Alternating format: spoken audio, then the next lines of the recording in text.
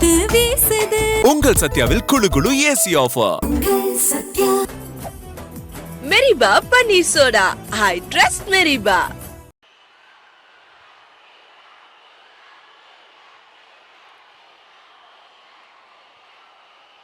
என் நெஞ்சில் குடியிருக்கும்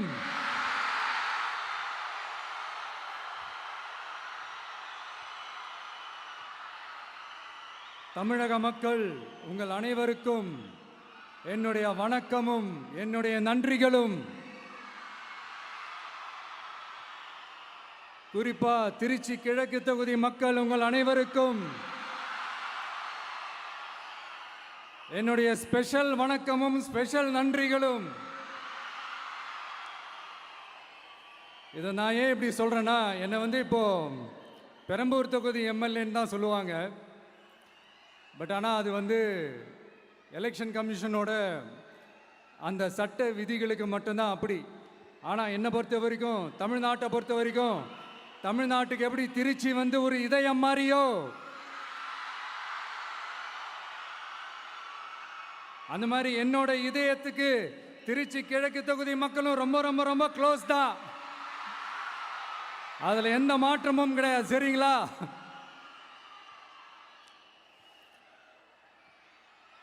ஆட்சிக்கு சில வாரங்கள் கூட ஆகலை. 6 மாதம் அமைதியாக இருப்போம்னு சொன்னவங்களாம் 6 நாள் கூட அமைதியாக இருக்க முடியல.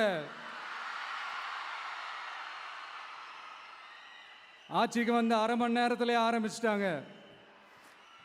பாவம், ஒரு கல்யாண வீட்டிலலாம் போய் புலம்பிட்டு இருக்காங்க. நான் சொன்னதெல்லாம் நடக்குதா? 1 by 1 எல்லா புலம்பல்ஸும். அது மாதிரி இத்தனை வருஷமா மாற்றி மாற்றி உங்களை ஏமாத்திக்கிட்டு இருந்த இந்த 2 பேரையும் வேண்டாம்னு சொல்லி ஒதுக்கிட்டு உங்களுக்காக உண்மையா உழைக்க வந்த உங்க விஜய, உங்க அண்ணனை, உங்க தம்பிய முதல் அமைச்சரா இல்ல முதல் சேவகனா ஆக்கியிருக்கிறீங்க. தலை வணங்கி ஒட்டுமொத்த தமிழக மக்களுக்கும் இந்த நேரத்தில் என்னுடைய நன்றியை தெரிவிச்சுக்கிறேன். இந்த நேரத்தில் எங்களுக்கு ஆதரவு தெரிவித்த அத்தனை இயக்கங்களுக்கும், அத்தனை இயக்கத்தின் தலைவர்களுக்கும் மீண்டும் என்னுடைய நன்றியை தெரிவிச்சுக்கிறேன்.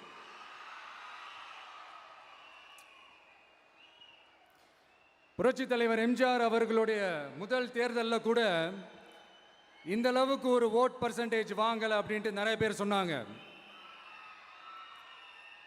ஆனால் நீங்கள் டிவி கேட்க அவ்வளோ நீங்கள் ஆதரிச்சிருக்கிறீங்க. நான் எம்ஜிஆர் அவர்களோடலாம் நான் கம்பேர் பண்ணல. எம்ஜிஆர் தான். ஆனால் நாம பெரியார், அண்ணா, எம்ஜிஆர் அவர்கள் வழியில் ஒரு அன்பா உழைக்க வந்த உங்க விஜய், அவ்வளவுதான். 1977 நீங்க போடாத ஓட்டை 2026 நீங்க போட்டிருக்கிறீங்க. என்ன ஒண்ணு, இன்னும் கொஞ்சம் அதிகமா ஆதரிச்சிருந்தீங்கன்னா கொஞ்சம் நல்லா வந்திருக்கும். பட் பரவாயில்ல, ஃபியூச்சர்ல வரப்போற எல்லா தேர்தலையும் உங்களுடைய முழு சப்போர்ட்டை என்னால் வாங்க முடியுன்ற அந்த ஒரு நம்பிக்கை இப்போ என் மனசுல ரொம்ப ஆழமா பதிஞ்சிருக்கு. ஏன்னா நீங்க அமைச்சு கொடுத்திருக்கிற இந்த ஆட்சியில எல்லா நன்மைகளையும் நீங்க கண்கூடா பார்க்க தான் போறீங்க அப்படின்ற அந்த கான்ஃபிடன்ஸும் இப்போ என் மனசுல ரொம்ப ஆழமா பதிஞ்சிருக்கு. யார் எந்த நிலைமைக்கு எந்த பொசிஷன்ல போனாலும் இந்த கிண்டலும் கேலியுமா பேசுறது இருக்கத்தானே செய்யும். நம்மளை பத்தி, நம்ம அரசியலை பற்றி, நம்ம பேச்சை பற்றி இந்த கிண்டலும் கிள்ளையமா பேசிட்டு தானே இருப்பாங்க. அவங்க எல்லாருக்குமே என் சைட்லேருந்து ஒரே ஒரு ரிக்வெஸ்ட், தயவு செஞ்சு நிப்பாட்டிடாதீங்க. தயவு செஞ்சு கண்டினியூ பண்ணுங்க. நீங்க தான் என்னோட எனர்ஜி ஃபோர்ஸு. நீங்க பேசிக்கிட்டே இருங்க, பேசிக்கிட்டே இருங்க, பேசிக்கிட்டே இருங்க. நான் மக்களுக்கு தேவையான நல்லதை செஞ்சுக்கிட்டே இருக்கேன், செஞ்சுக்கிட்டே இருக்கேன், செஞ்சுக்கிட்டே இருப்பேன். அடுத்து இப்போ நம்ம புதுசாக அந்த சூட்லாம் போட்டு வரோம்ல, அதை பற்றி கூட நிறைய பேர், ஏன் நாமெல்லாம் கோட் சூட்லாம் போடக்கூடாதா? அதிகாரம் செய்யறவங்களும் ஆதிக்க சக்திகளும் மட்டும்தான் கோட் சூட்லாம் போடணுமா என்ன? அப்பெல்லாம் எதுவுமே கிடையாது. நான் என்ன கலர் கலராவா போட்டு வரேன்? ரெண்டே கலர், நம்ம எல்லாரும் மனசு மாதிரியே பிளாக் அண்ட் ஒயிட்.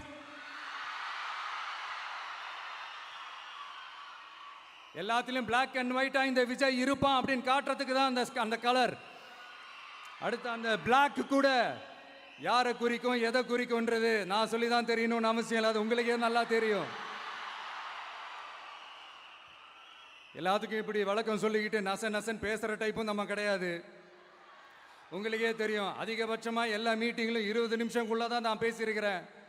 அதனால் இப்போ மக்கள் என்கிட்ட என்ன சொல்கிறாங்க அப்படின்னா, இந்தாப்பா விஜய், நீ எங்களுக்காக உழைக்கிறதுக்காக வந்திருக்கிற, அந்த வேலையை மட்டும் பாரு, உன்னை பற்றி பேசுகிறவங்கள நாங்கள் பார்த்துக்கிறோம்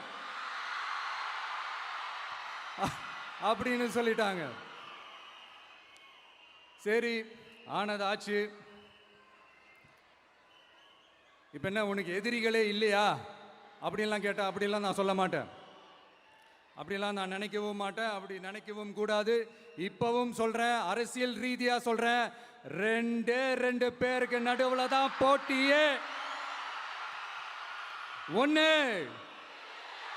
இன்னொன்னு, எஸ், ஒன்னு டிவிக்கு, இன்னொன்னு டிஎம்கே. இதுக்கு நடுவில் வேற யாருக்கும் எந்த வேலையும் கிடையாது. ஏதாவது இருக்குன்னு சொல்றீங்க? எலெக்ஷனுக்கு முன்னாடியும் அவங்களுக்கு ஒரு வேலையும் இல்லை, இப்ப எலெக்ஷனுக்கு அப்புறம் சுத்தம். ஆனா இந்த திமுகவும் மற்றும் பலரும் ஒன்னா சேர்ந்துக்கிட்டு இந்த விஜயோட ஆட்சி வந்துடக்கூடாதுன்னு சொல்லி ஒரு கூத்து ஒன்று பண்ணாங்களே, அந்த கடைசி 5 நாள், அடாடாடாடாடா, நமக்கெல்லாம் ஓஹோ இப்படியெல்லாம் கூட நடக்குமோ என்ன கூத்துங்கிறீங்க. ஆனா ஃபியூச்சர் என்னவா இருக்குன்றதை மட்டும் இப்ப நான் சொல்றேன். உங்களுக்காக உண்மையா உழைக்க வந்த இந்த விஜயா, இல்ல இந்த விஜயோட ஆட்சி அமைஞ்சிடக்கூடாதுன்னு தடுக்க நினைச்ச ஸ்டாலின் சாரா, அவ்வளவுதான். இதுக்கு நடுவில் வேற யாரும் எந்த அல்லு சில்லும் உள்ள வந்து நம்மளை தடுக்கிறதோ எதிர்க்கிறதோ ஏதாவது பண்ணாங்கன்னா நிர்வாகம் அதுக்கு பொறுப்பில்லை ராஜா, நிர்வாகம் அதுக்கு பொறுப்பில்லை. ரிசல்ட் என்னவா வரும்ன்றது அது உங்களுக்கே நல்லா தெரியும். நம்மளை ஏளனமா பேசுறதா நினைச்சு அவங்களுக்கு ஆப்பு வச்சுக்கிறாங்க. திமுக நம்மளை தடுக்க, திமுக நம்மளை எதிர்க்க, திமுக நம்மளை அவமானப்படுத்த அத்தனையும் நமக்கு நன்மையே.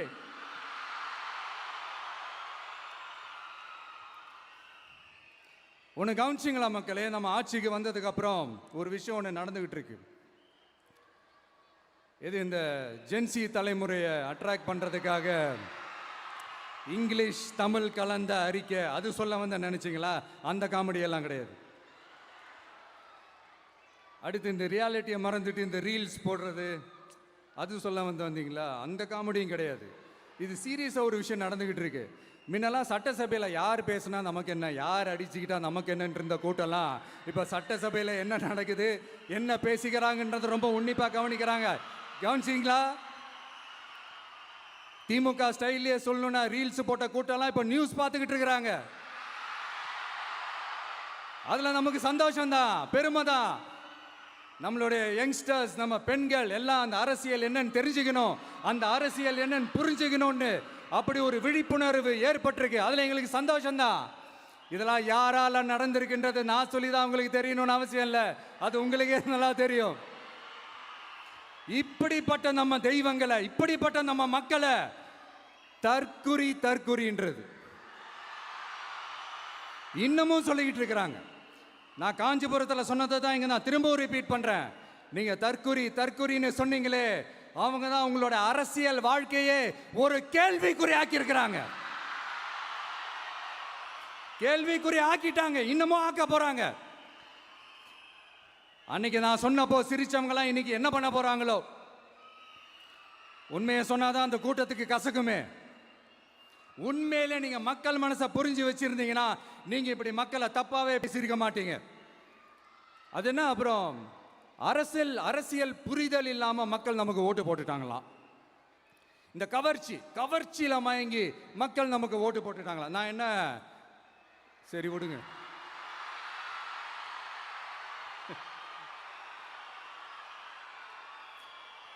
மக்கள் அவங்களுக்கு ஓட்டு போட்டால் அந்த மக்கள் நல்லவங்களாம், அதே மக்கள் நமக்கு ஓட்டு போட்டால் அந்த மக்கள் கெட்டவங்களாம்.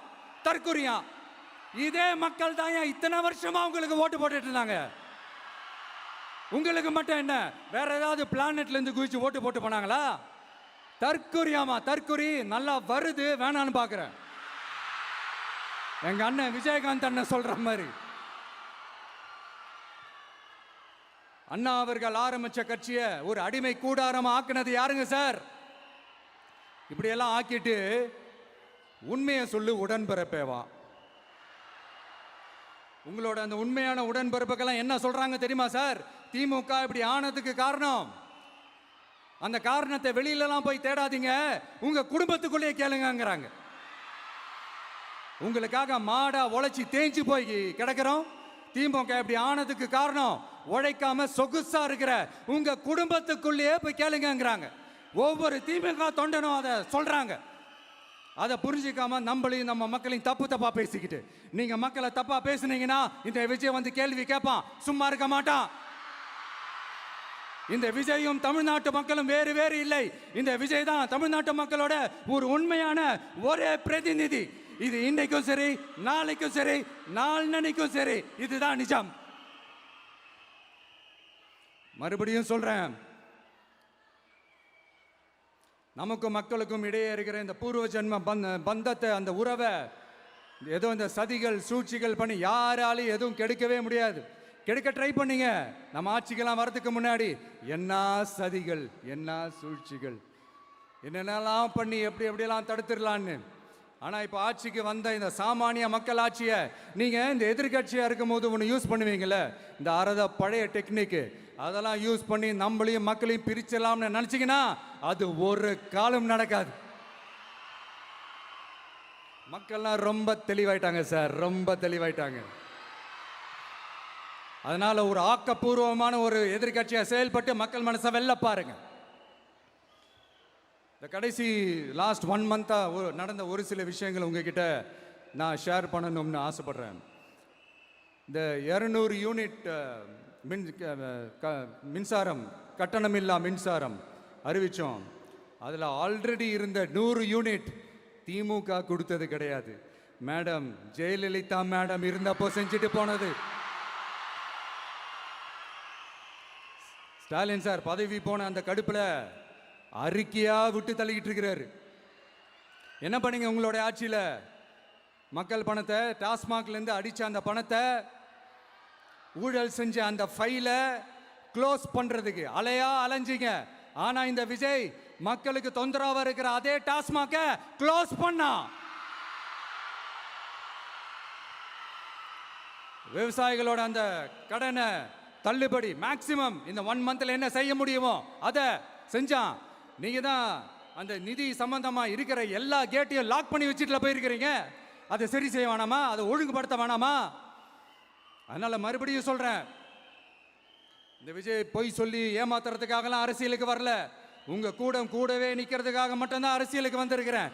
அதுல எந்த மாற்று கருத்துமே கிடையாது. கவலையப்படாதீங்க விவசாய பெருமக்களே. அடுத்து இந்த சட்டம் ஒழுங்கு, அது சரியில்லை இது சரியில்லைன்னு சொல்லி திமுகவும் மற்றும் பலரும் மாறி மாறி கூவுறீங்க. நான் ஒன்று கேட்குறேன், இந்த மாடல் அரசுன்னு சொல்கிறீங்களே, அதில் என்ன செஞ்சு வச்சுட்டு போயிருக்கீங்க? ஒரு ஊர் விடாமல், ஒரு தெரு விடாமல் போதைப் பொருள் கலாச்சாரம் அப்படியே ஸ்ப்ரெட் ஆகி கொட்டி கிடக்குது. அது அப்போவே இனிஷியல் ஸ்டேஜ் அதை நீங்கள் கண்ட்ரோல் பண்ணியிருந்தீங்கன்னா இத்தனை பெண்களை இழக்க வேண்டிய ஒரு சூழ்நிலை ஏற்பட்டிருக்குமா? எல்லாத்தையும் பண்ணிட்டு பழியை தூக்கி ஏன் மேலே போடுறாங்க. நீங்கள் என்ன பழி நம்ம மேலே போட்டாலும் மக்கள் நிம்மதியாக வாழக்கூடிய அந்த செயலை கண்டிப்பாக இந்த விஜய் செஞ்சு தான் காட்டுவான். அதுக்காக தான் எஃபிஷியண்டான போலீஸ் ஆஃபீஸர்ஸ் நான் அப்பாயிண்ட் பண்ணியிருக்கிறேன். எஃபிஷியண்டான அந்த போலீஸ் ஆஃபீஸர்ஸ் டீம் நான் அப்பாயிண்ட் பண்ணியிருக்கிறேன். பெண்கள் பாதுகாப்பான அந்த சிங்கப்பெண் காவல் படை நெக்ஸ்ட் வீக் அதை இனாகரேட் பண்ண போகிறோம். தப்பு செஞ்சவங்களுக்கான தண்டனை, அதுக்கான சார்ஜ் ஷீட் எல்லாமே ரொம்ப ஃபாஸ்ட்டாக ரொம்ப ஸ்பீடாக செய்கிறதுக்கான அந்த வேலையை செய்ய சொல்லியிருக்கிறோம். கோர்ட்டில் கூட தப்பு செஞ்சவங்களுக்கான அந்த கடுமையான தண்டனை வாங்கி கொடுக்கறதுக்கான அந்த வேலையையும் ரொம்ப சீக்கிரமாக செய்ய சொல்லியிருக்கிறோம். அதனால நீங்க என்ன பழி நம்ம மேல போட்டாலும் உண்மையா உறுதியா மக்களுக்கு தேவையான எல்லா விஷயங்களையும் இந்த விஜய் செஞ்சு தான் காட்டுவான். இப்படியெல்லாம் நம்ம சொல்றதுனால இவங்க என்ன சொல்லுவாங்க தெரியுமா? அவங்க தான் ஆட்சியிலே இல்லையே, அப்புறம் ஏங்க அவங்கள குறை சொல்றீங்க அப்படின்னு கேட்பாங்க. வேரில் வெந்நியை ஊற்றிட்டு போனவங்கள வெளிச்சம் போட்டு காட்டாமல் பின்ன வேற என்ன சொல்லுவாங்க? இதெல்லாம் மக்கள்கிட்ட நம்ம தெளிவாக எடுத்து சொல்லணும் இல்லையா? அதுக்காக தான் இதெல்லாம் சொல்லிட்டு இருக்கிறேன்.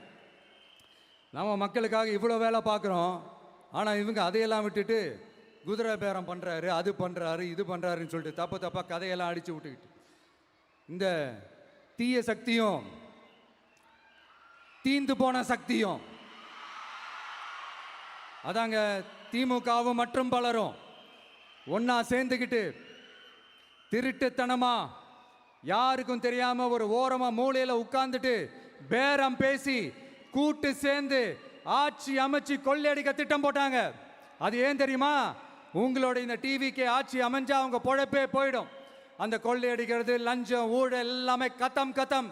அதான் இந்த காரணம். அடுத்து ஸ்டாலின் சார், திமுக வந்து இப்போ தீய சக்தி மட்டும் இல்ல, மக்களை விட்டு ரொம்ப தூரமா போன தூர சக்தி, ஓர சக்தி, கோர சக்தி, பார சக்தி. நீங்க எப்போ இந்த தீந்து போன சக்தியோட நீங்க கூட்டு சேர்ந்துக்கிட்டு ஆட்சி அமைக்கணும்னு நினைச்சீங்களோ அப்பவே இந்த திமுக தூர்ந்து போன சக்தியாகவும் ஆயிடுச்சு. நீங்களாம் நம்மளை பத்தி அவதூறு பேசலாமா சார்? இது நியாயமா? மக்களை இவ்வளவு பெரிய மக்கள் சக்தி நம்மளோடு இருக்கும் போது நமக்கு எதுக்கு வேற அரசியல்? எலெக்ஷன்ல 50-60 வருஷமா இருந்த சாதிய உடைச்சிருக்கிறோம், மதத்தை உடைச்சிருக்கிறோம், காசு கொடுத்து ஓட்டு வாங்கறத உடைச்சிருக்கிறோம். நாம எது செஞ்சாலும் கான்ஸ்டிடியூஷன்ல தான் செய்வோம். நாம சிங்கிள் மெஜாரிட்டி வாங்கி இருந்தாலும் நம்மளை நம்பி முறையா கூட்டணியில கட்சியில ஆதரிக்க வர்றவங்களை அரவணைச்சு தான் இருப்போம். நான் இப்பவும் மீண்டும் டிக்ளேர் பண்றேன், டிவிகே ஆட்சி எந்த பாகுபாடும் இல்லாம எல்லாருக்குமான ஒரு ஆட்சியா தான் இருக்கும். அதுல எந்த மாற்றமும் கிடையாது. ஸ்டாலின் சார் மாதிரி ஊசலாட்டம் இருக்கவே இருக்காது. மதச்சார்பற்ற கொள்கையில சமரசமே இல்லை. மாநில உரிமைகள்ல விட்டு கொடுக்கவே மாட்டோம். நதி நீர் உரிமைகளை விட்டு கொடுக்கவே மாட்டோம். சமூக நீதி, சம நீதிய, சமத்துவ நீதிய ஒரு நாளும் விட்டு கொடுக்கவே மாட்டோம். அதனால திருச்சி கிழக்கு தொகுதி மக்களே, தமிழ்நாட்டில் இருக்கிற 234 தொகுதியும் நம்ம தொகுதி தான். அதுல எந்த கட்சி ஜெயிச்சிருந்தாலும் அது நம்ம தொகுதி தான். பெரம்பூரா இருக்கட்டும், திருச்சி கிழக்கா இருக்கட்டும், எனக்கு 2 கண்கள் மாதிரி. அதுலயும் திருச்சி கிழக்கு என் செல்ல புள்ள மாதிரி. அதனால வரப்போற இடைத்தேர்தல்ல உங்க வீட்டில் இருக்கிற ஒருத்தரை, உங்கள ஒருத்தரை தான் வேட்பாளராக நிக்க வைக்க போறோம். நீங்க எப்படி இந்த விஜய்க்கு ஆதரவு கொடுத்து ஓட்டு போட்டு ஜெயிக்க வச்சீங்களோ அதே மாதிரி வரப்போற இடைத்தேர்தல்ல உங்களுடைய அந்த வேட்பாளரையும் ஜெயிக்க வைப்பீங்கன்ற அந்த ஒரு நம்பிக்கை நான் முழுமையாக தான் நம்புறேன். உங்களுக்காக உழைக்க வந்திருக்கிறேன். உங்களுக்காக எல்லா விஷயத்தையும் நான் பார்த்து செய்வேன். ஊழல் இல்லாத, லஞ்சம் இல்லாத ஒரு ஆட்சியை நான் கொடுப்பேன். I understand. ஒரே நாள் அது நடக்காததான், மேஜிக் இல்லை. பட் ஒரு நாள் அதை நான் நடக்க வைப்பேன். எனக்கு இப்ப வேற எந்த வேலையும் இல்லை உங்களுக்காக உழைக்கிறத தவிர. என் கடன் இனி என் மக்களுக்கு பணி செய்து கிடைப்பதே. மீண்டும் என்னை ஜெயிக்க வச்ச தமிழக மக்களுக்கும் திருச்சி கிழக்கு தொகுதி மக்களுக்கும் மீண்டும் என்னுடைய நன்றியை தெரிவிச்சுக்கிட்டு கான்பிடென்டா இருங்க, நல்லதே நடக்கும், வெற்றி நிச்சயம். மீண்டும் சந்திக்கும் வரை நன்றி, வணக்கம். குளு குளுன்னு காத்து வீசுது. உங்கள் சத்யாவில் குளு குளு ஏசி ஆஃபர். சத்யா மெரிபா பன்னீர் சோடா. I trust மெரிபா.